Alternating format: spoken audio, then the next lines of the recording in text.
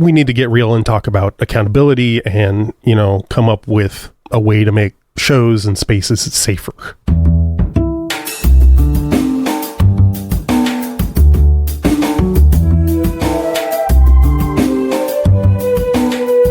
This is Champaign is Also a Band podcast. One songwriter, one song. I'm Sven, your host for a journey into the music of Champaign-Urbana. Recorded in the Blue Box studio with a songwriter from the Champaign-Urbana music scene, past or present. Champaign is Also a Band podcast is proud to be a part of the Champaign Showers Podcast Network.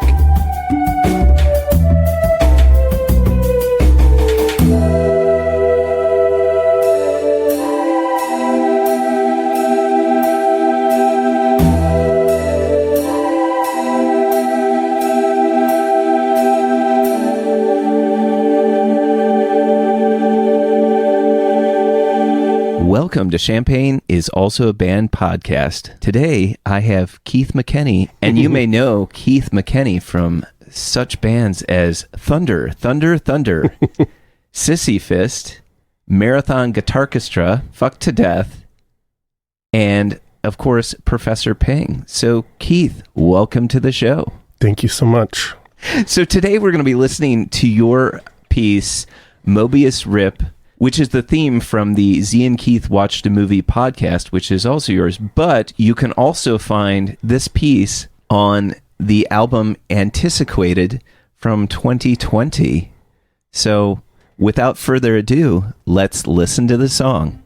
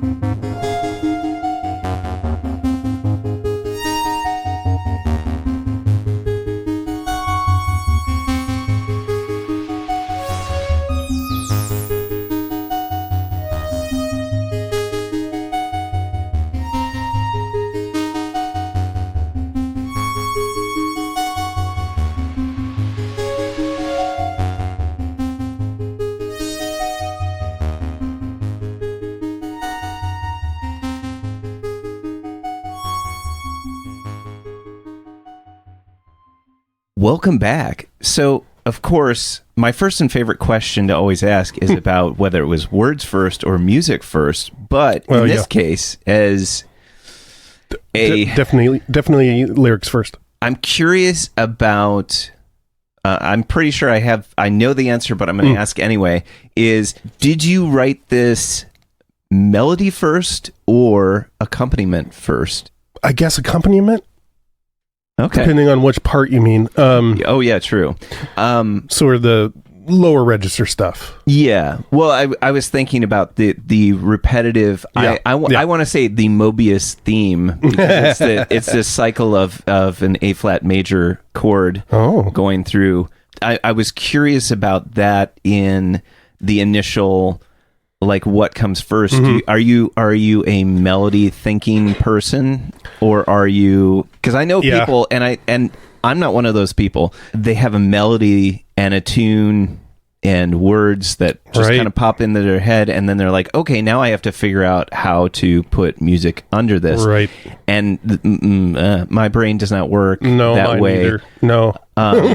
Yeah, I kind of feel like the accompaniment is kind of the... No, such to the degree that, I mean, one of the... what you could call a melody on this track is pretty much automated. A lot of the stuff I do is to some degree generative in that, you set up some parameters and let the modules select, it's semi-random. Okay. So it's quantized to a scale, but other than that, it kind of just happens. That's my way of never having to actually write anything. It's interesting. My fear of writing melody has led me down that path. How do you determine... I mean, I did come up with the arpeggiated thing. Yeah. And then the parts on top are the generative. Yeah. That's really fascinating. I was curious about that because one of my comments, of course, was going to say that the jumps or the intervals in your melody are not what I would call typical. There's some jumps where it's, what you would expect is like the standard of like a jump of a fourth or a fifth, which when you construct a melody, there's that jump of whatever the tonic is up to the fourth or fifth. But I was thinking about how this kind of reminded me of like this E flat Mixolydian mode, and so I was going to kind of geek out a little bit, but I don't remember. So let's go into a little bit, if you remember, what were the parameters that you set on that melody? Oh, well, it would have just been like choosing a scale, choosing the voice. Typically, it's a very boring formula that I go to in that I start with some kind of either a rhythm or a sort of bass line. And then I think of it typically as the voices stacking the low end and then maybe a melodic higher part and then, fill in oftentimes in the middle with a pad or something. But I tend to put the randomized elements up in the melodic range, in the vocal range, so to speak. Yeah. So what DAW are you using to generate that, or plug in, or whatever? I work almost entirely in VCV Rack now, which is a free virtual, they call it a virtual Eurosynth. So it's modular synthesis. I was introduced through modular synthesis at college, at Evergreen State College, where I got to work on a Buchla system, which was incredible and a tremendous privilege. So what it looks like is, it just looks like a rack, and then you can select what modules to put in there. And there's just so much that's free, and that's the main reason I started using it. But since college, I've wanted to get back into modular, but I don't have the resources to buy to build a Eurorack system. For me, it was very exciting when it got released, and it was free, and it remains free and ever expanding. So you can use it as a fully functioning DAW. Like there's 16 track mixers and multi-channel recording and MIDI outs and ins, and you can use it as a plugin if you buy they call it host, and so it bridges between a different DAW, whatever your DAW you're using, Ableton, Cubase, whatever. In my mind, I was picturing that you had generated that arpeggiated section first, and then I don't know why. Maybe it's because I know what you look like, but I pictured you actually tickling the ivory, doing that ding. kind of. That's one reason that I have some pride in this track is it sounds like something with someone with my level of musical ability would plink out, kind of henpeck out. In the fact that it's being generated within parameters, but also randomly, I guess in some ways, I thought it was really interesting that this is referred to as like the Mobius, which, everybody, well, maybe not everybody, I'm sorry, that it's basically a one-sided object in geometry and mathematics, that it's this one-sided and that it's supposed to be representative of infinity or something that is continuous or never ending. Hopefully this isn't too early in the discussion, but I was thinking about how this piece has a very explorative quality about it in terms of where it's going. You get the sense that there is a motif going on with the melody and that it kind of beats along all the walls in order to kind of see where everything is at. Yeah, that's nice. But in a sense, it never really particularly resolves, which as something that would be cited, you would have something that you could say there's a definite begin and end point, and if something that continues on and on. And so, I guess that's a really strange way of asking. Was that kind of the mentality in terms of naming it the Mobius Rip, or? No, not at all. But I very much like that perspective. No, it's mostly a reference to Dieter Mobius of Cluster, which is a sort of krautrock ensemble that I am very fond of. Like most of my things, I'll have a working title. Within the DAW, I got to name it something, right? And that working title often doesn't end up being, doesn't meet my standards for punny cleverness, I don't think it's not punny enough for me to put out into the world usually. It's a reference to the idea that I was ripping him off. And it's obviously a pun on the Mobius strip. Right, yeah. That's the story. It's sort of the first track that I felt like, okay, this sounds like what I was hoping it would. And it's reminiscent of that early German krautrock, or like they call it Kosmisch, I think, cosmic music. But, that experimental electronic scene from that arose out of Germany in the 70s that I'm fond of. Since you had something that basically you could have continued on forever and ever, I'm curious about how you determined, like, okay, it seems to have explored all it needs to explore. Like, how do I decide on finishing this piece? When did you know it was done?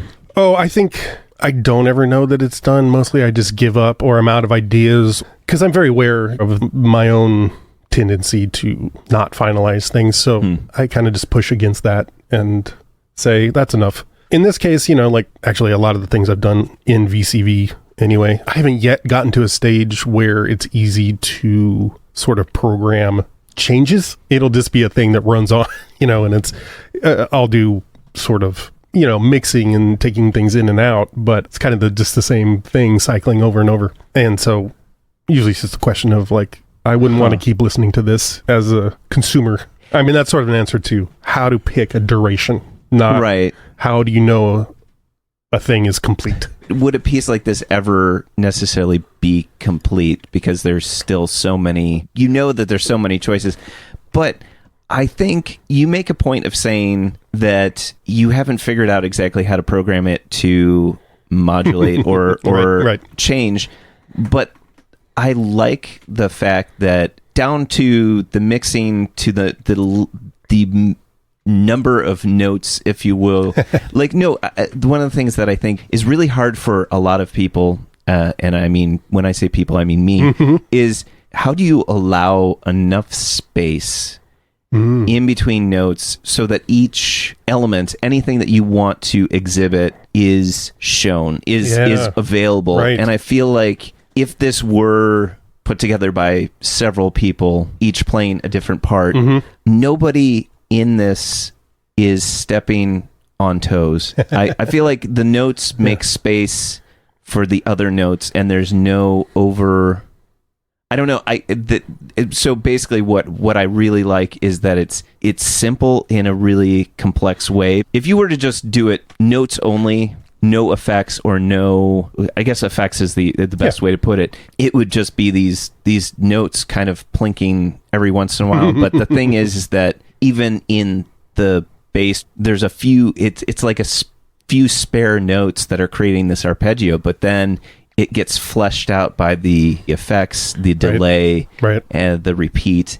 And I think that's something that there's so many times when people use effects, and there's also a good way to do this too, so I'm not shaming that at all. Yeah. But where you let the effects breathe, and I think that in this piece, it exhibits how to do that really well. Thank you.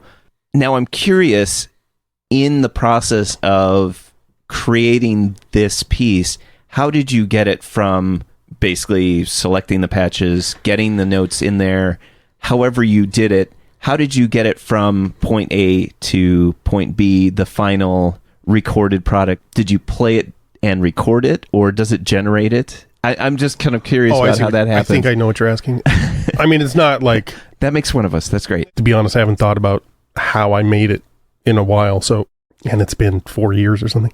Yeah. Typically, I'll let it run, because I'll do pieces that are half an hour long that I'll just let run and then put them out that way. But for those, I try to make them more complex. Like this one is, in my mind, somewhat a little more poppy as far as my sensibilities go. So, I probably let it run for 5-10 minutes, and then I picked out a section that I liked. I don't know if that answered your question. No, well, I was just thinking about how you actually got it into quote unquote waveform. But I see. VCV has a way to do that. It's okay.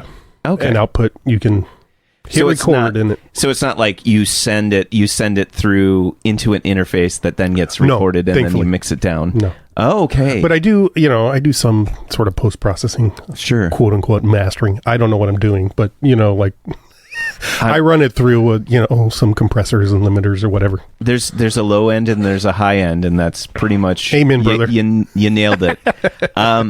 It's interesting. So, I mean, we kind of talked about where the name came from and kind of where, but in terms of process, do you think about, I'm going to sit down and write something?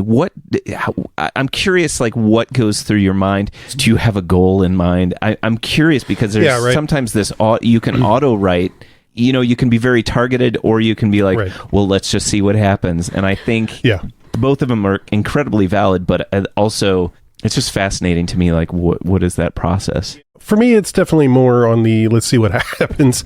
I'll usually have some kernel of an idea. Typically, it's not melodic. If it's like a musical idea, it's usually in the idea of a rhythm is the most tangible that it gets. Sometimes it's just like, let me see what this module sounds like, and if I can get something I like out of it. Typically, because I like playing with polymeters and whatnot a fair amount. You may not notice, and I try not to go too explicit on it. That's a thing I tend to play around with. And with this piece, sort of also is given its generative nature. Since then, especially, I've gotten into using modules that generate random rhythm or Euclidean rhythms. I'm aiming to make it feel somewhat human, to somewhat fool the ear from it sounding like it's on a mechanical beat, right. And you can add swing. And the wonderful thing about working with VCV as a tool is that I create a patch. It takes up almost no room until I record an output. I've got so many unfinished patches that are just, it's probably in the thousands at this point, sure. Because it's like, I'll open it up and I'll have this idea and immediately I'm like, no, that was misguided. This piece, as I referenced, for a long time, once I was using VCV, I was kind of chasing this idea that I wanted to get this kind of sound, this sort of Berliner school sound. I don't know if it sounds that way to other folks, but for me, it's as close. It got close enough for my ears. The way that you're talking about this, it reminds me of, I don't know why I'm doubting myself or that somehow this sounds like apocryphal, but John Cage was definitely like indeterminate music, very much what happens. I feel like you have a little bit more constraint on those things that happen. For sure. But there is a piece that he did, where it's this, here's the apocryphal part, is, if I understood correctly, is that he would open up a book of hymns or whatever and point to like a chord and then created a quartet based upon all those different pointed out chords. Oh, okay. Okay, so here's the voiceover where I explain what I was thinking. So the piece that I was thinking of was the Quartets 1 through 8 by John Cage, written in 1976. And it was called Quartets because even though it was for 24 instruments, only 4 instruments would play at a time. Anyway, now back to the show. And so I think in some ways there's that kind of magical of it exists as a thing, but then it gets redefined as something else in the process. Mm-hmm. And I guess that's kind of leading into my next observation. One of the reasons that I really like what the melody is doing on top of the accompaniment is that it changes the nature of what you think is the story. I don't know if I always think of things in a narrative fashion, right? It's hard not to. Well, I mean, life is a narrative, right? So, I thought it was a highway. It is a highway, but also a highway narrative. Whoa. Yeah. But I almost try to think about how you have that very steady pattern in the accompaniment, but then the melody seems to be telling the story of like it's trying to reach to certain things or explore, as I said before, like exploring, but also in a way you see how, I don't want to say this in a way that sounds pejorative, but you see how the melody fails too. Like it kind of reaches to a spot and then it's like, and then it's like, but I'm going to start the melody over again and we're going to try this again. And I feel like, could take... That's probably what I like about it too, if I'm honest. The reaching? Or why I relate to it. Why it feels like something I would produce if I were attempting to do a little solo over it or something. It has that feeling of... it's a little tentative, right? It's like... Yeah. I very much like the imagery that you're using. It really fits. I mean, I didn't do it on purpose, but... I mean... That's one of those things that, you can talk all day long, and guess what? I do, about intentionality in terms of how music gets written. And intentionality is good and is valid, but also I'm a big fan myself of the happy accident, so to speak, of like, well, that's not what I meant to do, but doggone it, I like that. Yep. It's almost like its lack of intentionality is kind of what makes it mysterious and draws you in. And as I said, also that sense of it gives itself a lot of space, and so like all of the elements in it are getting to be heard. I'm also very, very happy to hear a song that has, or a piece that has, everything is just a cacophony and it buries itself. Yeah. And that's, I mean, I love that too, but I'm also saying like I really appreciate the nature of how the sound lets everything kind of be. I want to ask why you picked this piece. I keep calling it a song, which I think academics would be punching the air every time I do that. Why did you pick this one as or maybe it was a mutual choice, but why did maybe you and Z pick this as the theme music for the podcast, Z and K? See, I did it again. Z and K pod is what I was doing, but Z and Keith watched a movie. The short answer is, wanted to use something of mine, basically just for selfish reasons, self-promotive reasons, not having to pay for somebody else's music. I think at the time it probably felt like the most polished piece of mine. I wouldn't say that you automatically say, oh yeah, this fits with people watching a movie and then talking about it. But it also does have that, like, I don't know where they're going to go with this. Which is fitting. Yeah, which, And it rambles on a little too long. I don't know about too long. I enjoy the pod, so this is going to be difficult for me. Perfect. Yes. Normally I like to point out like what's my favorite part in the piece. It's hard to like point out like where am I talking? There's a few things where, and I don't know I can't remember exactly. I think it's at the 2-minute mark, somewhere around there, where, because you mentioned that you sometimes add pads, and I feel like there's a spot where there's a kind of pad that comes in and it's only like 2 notes, and it kind of seems like it's trying to redefine the chord, and then it kind of backs off. So, and I'm sure it's probably not 2 minutes, and maybe when I listen to it again, I'll figure out exactly where it is, and then I'll interject later. I do remember, because I have made attempts to sort of do like a remix and rebuild the patch from scratch, just for giggles, partially to see if I can make it more something, jazzy. Yeah, put a little swing into it. No, basically just to see, like, sort of as a gauge of my skill level, to see if it had improved at all. I do recall that there is something, I do have a sneaky little voice in there that is in the same, it's almost identical to the voices doing their arpeggiated. That is also, I think, semi-random. So it'll just come in, and if I remember correctly. Yeah, no. But it's not, it doesn't have all the delay on it, so it kind of just, it's a little. If to be more general, I would just say that my favorite really is that nothing overlaps with itself so much that you don't get to hear everything. That's good. And I'm happy to hear that. That's because that's always something I strive for.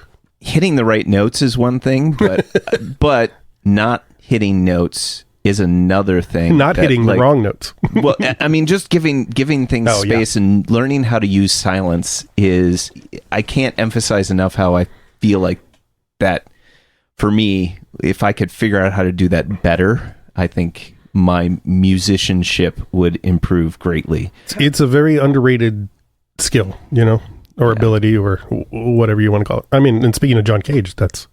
it's sort of his whole raison d'etre. I have 4 minutes and 33 seconds to tell you about it. I guess I'm curious what your favorite part in the piece is. A part I always forget that's in there and catches me off guard is there's a couple, I think it only happens 2 or 3 times, and it's definitely after the halfway mark. There's some little, and I forget how I did it, but it sounds like something ramping up, like it's like, and it's way it's kind of up there floating. It's like a little birdie flying by. The final question is, why did you pick this piece to be the one that you talked about today? I think I said this already, so forgive me for repeating, but one, because it's the theme song for our podcast, so that's an easy segue into plugging our podcast. Listen to our podcast. It has this track on it. For me, it was sort of at least internally pivotal in that it was one of the first times I felt like I got it right. The output matched my intentions, and I just like it. I think it's a nice piece, but basically because it sounds like things I was trying to imitate, and I feel like I got close enough. If you like it, you may also enjoy Cluster. Check them out. They're wacky Germans from the 70s and beyond. I mean, they did an album with Eno, which is also a favorite of mine. I first heard them when I was working at a New Age bookstore in Pasadena, California. Their album, Wasser, what's it called? I don't know. It might just be Wasser. But anyway. Which is German for water. Indeed. Meine Deutsche ist nicht sehr gut.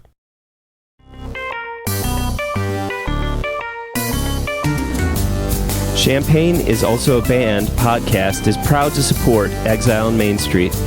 Exile on Main Street, located in the old train station building at 100 North Chestnut Street in downtown Champaign, has been helping to build record collections since 2004. Carrying a wide array of new and used LPs, CDs, and video games. Exile on Main Street has something for just about any music enthusiast and old-school gaming devotee. Exile also hosts regular free live music shows on its stage, so be sure to check out their Facebook, Instagram, and Twitter pages for the up-to-date details on the next upcoming event. Open 7 days a week, they can be reached by phone at 217-398-MAIN. That's 217-398-6246. Welcome back. So, Keith. Yes. I'm wondering, do you have a favorite Champaign-Urbana venue, past or present? Oh, man. That's a tough one. Well, in the days of being in Marathon, I always enjoyed playing Blips and Chits. I don't know if you remember that. Yes. Then became the Birdhouse, and did it? now I don't know I haven't heard anything in a while, but I could be out of the loop. I am so out of touch that I couldn't tell you. Oh, and the IMC. The IMC is like the heart of so many things and just a tremendous project, and it's amazing that it stayed alive. I know it's had its tribulations many times over, so kudos. I haven't been to an event there in a while, but I haven't been to events in a while, so but that's always a favorite. I enjoy the DIY-ness of it and the fact that it's not a basement. Right. Mad respect to basement venues, because without them there wouldn't be venues. But I remember enjoying going to shows at when I first moved here. It was the High Dive and then the Accord. You know, that space. Yeah. I don't know if it's still anything. Well, it's now a wedding venue. Wild. It was a really nice space. I mean, just venues, you know, if you're willing to at least have a show, you've made it like 95% of the way there. Yeah, right.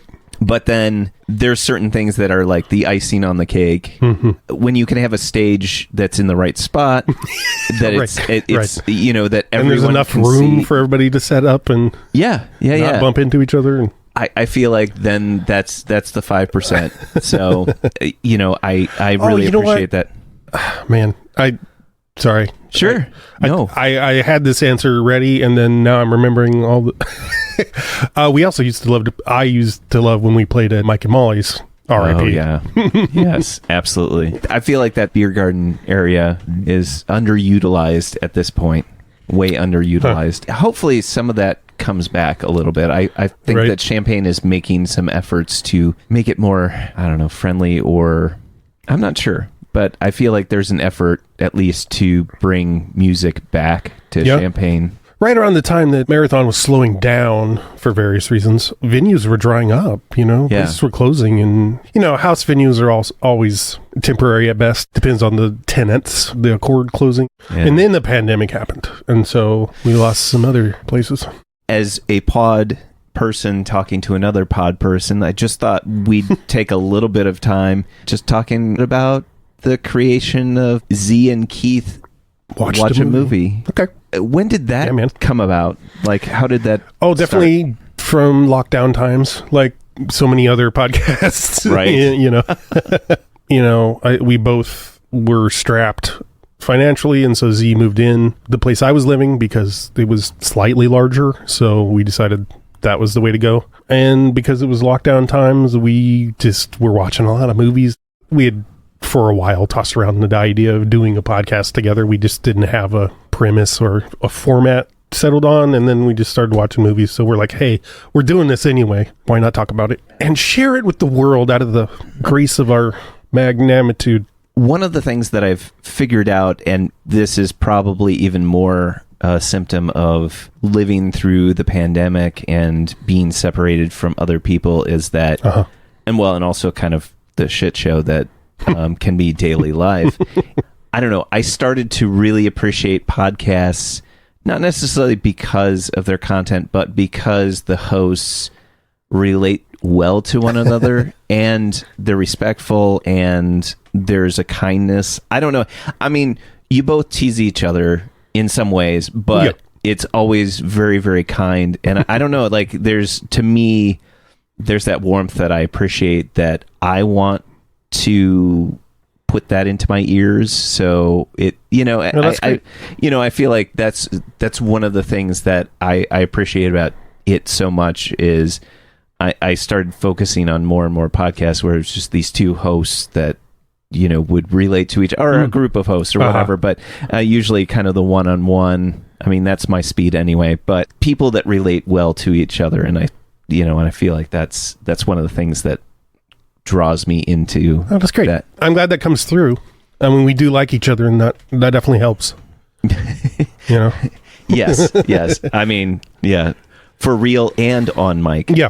It's been fun, and we're still going, and it's evolved over time, as I think any project should. We've had a sort of stride in that it's become almost second nature. So there's 186 episodes out there. Damn. So I mean, that's funny because I think the last time we talked, there was only 173. So has it been that long? Has it though? That's funny. It's weekly. So it's weekly. So you get them out there a lot. So always something to listen to. This may not be apparent if you're not a long-time listener, or to new listeners. We sort of constrain ourselves roughly to movies that came out between, again, roughly 1980 and 2000. And it turns out that's a lot of movies.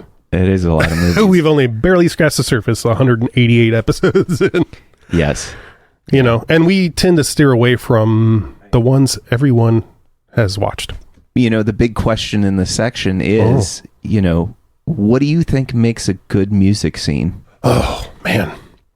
Well, a supportive one, whatever that means, and one that is able to be held account. Is that the right way to say that? Held accountable? Yeah, ideally. This is sort of a utopian answer. But what I think a healthy one is where there's a lot of free exchange of people and ideas and supportive things we've all seen if you've been a part of a scene in any degree on either side of the stage, is gatekeeping. And of course, the typical misogyny, male-dominated spaces, not to mention homophobia, transphobia, racism, all that crap. Because longtime listeners of our show will know that we almost always end up talking about structural racism. But all those isms you have to design to prevent. Otherwise, they will creep in.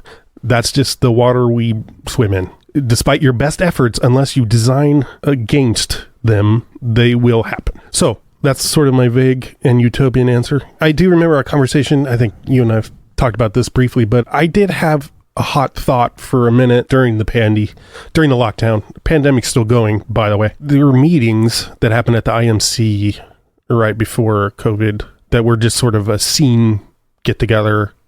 I think it was meant to be, like meet and greet, but also like coordinating for shows and talking about maybe getting together a one giant calendar or something like that. I think I only went to one, and this was after, for all intents and purposes, Marathon was done as a band versus a solo project. Because of concerns I heard there, and because of my own politics and history in other music scenes, Olympia, Washington in particular, I was like, we need to get real and talk about accountability and, come up with a way to make shows and spaces safer. That's as far as I got, is just having that idea. I think it's a much needed thing that every scene could do well to invest in and explore. It's not easy. It would take a lot of hard work and hard conversations. And so many scenes are also plagued with the fact that they're in college towns or, a product of very transitory populations. It's hard to hold people accountable if they're not going to be around for long. Certainly I'm not the first person to have this idea, right? Right. And I know I didn't get it. I didn't invent it myself, It's from other people I've been around. But as far as like how to make it happen, how to realize it, I'm sure there are people who have done tons of work throughout history towards this end that is out there somewhere. I don't know. It's a very delicate balance beam. Absolutely. So people have been thinking about this forever. We see that some things may change, but it's a constant effort. Yeah. And so I feel like, yes, there won't be some silver bullet for that. It's just a matter of continually making the effort to focus on that as a primary goal. Right. I mean, not to oversimplify, but that may be just the answer, is that it's like it doesn't stop. You have to continually monitor and make sure that that's... Which people aren't used to, right? That's part of the problem, is that we don't have that. That's an unfamiliar job to have. And by job, I just mean like, or chore, let's say. Like I got to sweep the floor. I got to take out the trash. I got to scan our music scene for predators. I got to listen for reports. I got to believe people when they tell me someone's not behaving well. Champagne is Also a Band podcast is proud to support Jubilee Cafe. Jubilee Cafe is a free weekly meal program at Community United Church of Christ, 805 South 6th Street in Champaign, Illinois. Jubilee Cafe serves a home-cooked meal from 5 to 6:30 each Monday. Their mission is to feed hungry people by cooking healthy, delicious meals and by serving their guests restaurant-style with servers waiting on tables. Jubilee Cafe is open to anyone who cares to eat with them. Because food insecurity among students is so high, they serve students as well as others in and around the Champaign-Urbana community who struggle with hunger. Meals are free to all and will be served each Monday evening. Located in the accessible lower level of the building at 6th and Daniel Streets in Champaign. For more information on the meal or how to volunteer, go to the Jubilee Cafe CUCC Facebook page or email them at jubilee.cafe@community-ucc.org. That's jubilee.cafe@community-ucc.org.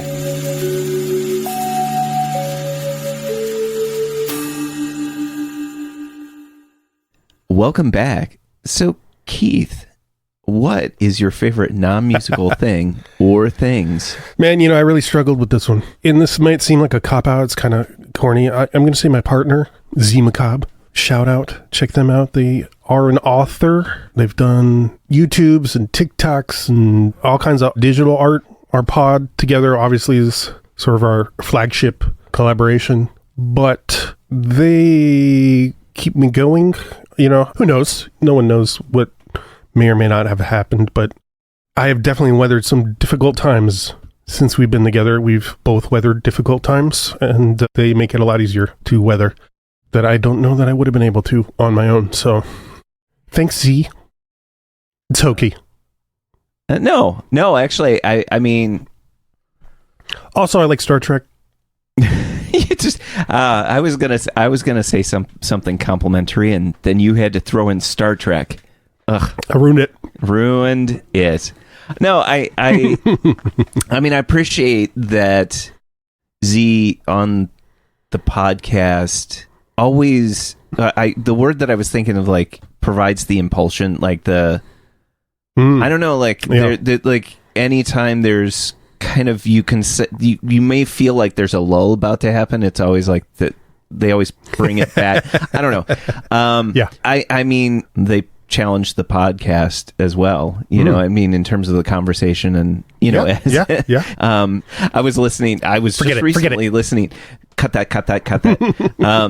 But no, I was listening a little bit ago, and I know that you mentioned the conversation of if you actually like the movie, then it just is. Yeah. It descends into talking about basically institutional racism. Racism. Yeah. Which I mean, let's be real here. If we really do believe in intersectionality, like every aspect of anything that we should talk about should involve institutional racism, right?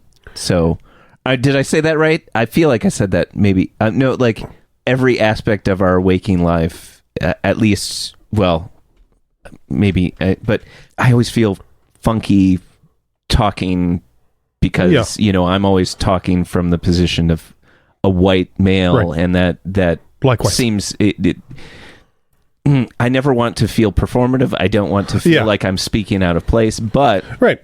I guess what I'm trying to say is that if we are having an in-depth discussion about anything, in the end, because institutionalized racism is pervasive and it's in everything, then eventually that conversation, if it is in depth, if it doesn't come up, it's sort of disingenuous, or you're purposely ignoring it, right? Right. Yeah. So, I mean, I guess that's what I was. That's what I hear you saying. Okay, good. Because I was just like, wait, did I just trying to say something, say it all backwards, and say the exact opposite of what I meant? I mean, owning it as a human being is important, and being able to like acknowledge, accept, and try to do better. Right? Yeah. I mean, it's one of those things where it's like, it's still. The two of us, Z is not white, but is white perceived, white passing for the most part. And I am white and white perceived. And here we are talking about racism that, I mean, sure, it affects us, but not to the degree that's a lot of other people. Typically, I benefit from it, right? Exactly. Yeah. So if I'm going to do something, I got to talk about that. Otherwise, I'm just adding to the noise. I mean, I'm still adding to the noise, right? Right. Like, I don't know if there's any, besides hearing from you complimentary things and that you enjoy listening to it, which is great. Without that, I don't know what it does, right? Right. So I don't know what I'm saying, except that, like, you know, in the end, like, I come up with this a lot. I come up against this a lot with anything, particularly creative projects that I think about doing, and music is a big part of that. Like, we don't need another white dude doing a thing. As much as we like to think that there is an expansive stage, you know, but that knows no boundaries, that it could be all inclusive. What, you know, like infinite shows, infinite data storage on Bandcamp, you know, Right. whatever. And just the fact that, you know, like a white person is putting out music, it doesn't technically, you know, this is part of the democratization of media, is that, sure, anyone can put up music on the internet. Right. Doesn't mean anybody's going to see it. Just by sheer numbers, more in the States, you know, more white dudes are putting out most of it still. Right. In the year of our Lord 2024. You got me with that, thrown in the year of our Lord. Thanks. I'm not trying to, you know, black peel all the white dudes, but I mean, including myself or you. There's always things that I can do to make well, why, I don't know why this always ends up feeling like a hard conversation, but really it just comes down to, I have to be cognizant about the space that I take up, the privilege that I have, whether it's perceived or not. Right. You mentioned that. Right. Like, unless I am specifically cognizant of it, I don't necessarily think about how, when I enter any space, how, I don't want to say it's like this expanding balloon, but it kind of is. Like, there's something in my privilege that just expands and pushes people out of the room, whether I intend to, mean to, or not. You know, Absolutely. it just, so it's not always necessary for me to be there. You know what I mean? Like, I don't, you know, it might even be more key for me not to be there too. Right. So I guess for me, that's been my most, I guess, my current quest, as it were. Yeah. If I'm going to do anything, is like, I have to think about what space I'm taking up, and who, even when I mean to, am I pushing out just by being there. Right. So, And that's hard to accept, you know, because I think for most of us, we think of ourselves as nice people, you know, well-intentioned at the least. You know, that's me giving everyone the benefit of the doubt, but it's like, right, that's the point. It's like, it's not about your intention. People can't read your intentions just when you walk into a room. You know, thanks to evolution, I think we're all scanning for varying degrees of scanning for predators, but both real and, or not real, just period. Sure. If it were easy, it would be fixed by now, right? Yeah. And I don't know, to me, this is the spaces I came up in. You know, my college career, such that it was, you know, like 3 different community colleges and then 4 years of Evergreen, and it took me a decade to graduate from high school graduation to college graduation. You know, I was always in sought out lefty organizations, right? Sure. And these conversations were always going on, and I learned so much from them, clearly, and from people I've dated and been in relationships with. But I don't know if that's still around. I don't know if that's accessible for kids now. But I also see that young people are doing shit like the amazing pro-Palestine encampments happening around campuses, you know, like, yeah. So I think, I don't know, other than say I'm old and I don't know what's going on and I don't know what the kids need, and I worry for them. I mean, honestly, it's like, be there if you can, and then sometimes don't be there if you can. Yeah. Well said. You know, so Keith, thank you so much for being on the show. Thank you. I'm glad to finally get over my fear enough to do this. Sorry it took me so long. No, that's fine. Thanks for hanging in there. Oh, I mean, I knew it would be a good conversation. I knew that you just have to find the thing you wanted to talk about, and it would just happen. So I really do appreciate you coming all the way out here. Well, it's certainly a pleasure to be invited and to be included in this wonderful, you know, this horn of plenty of creative people we have in the Champaign-Urbana area.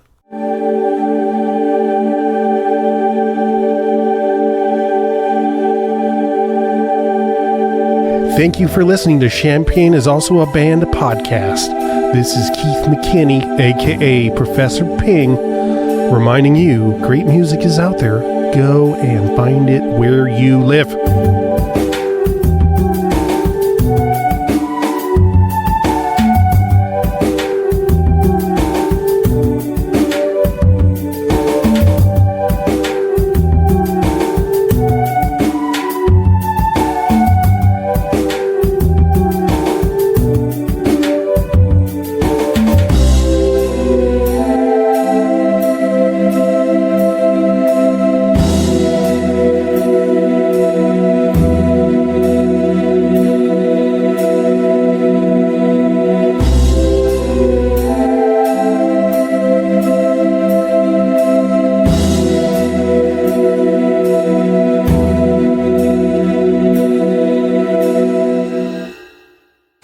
That's a wrap. Champagne is also a band.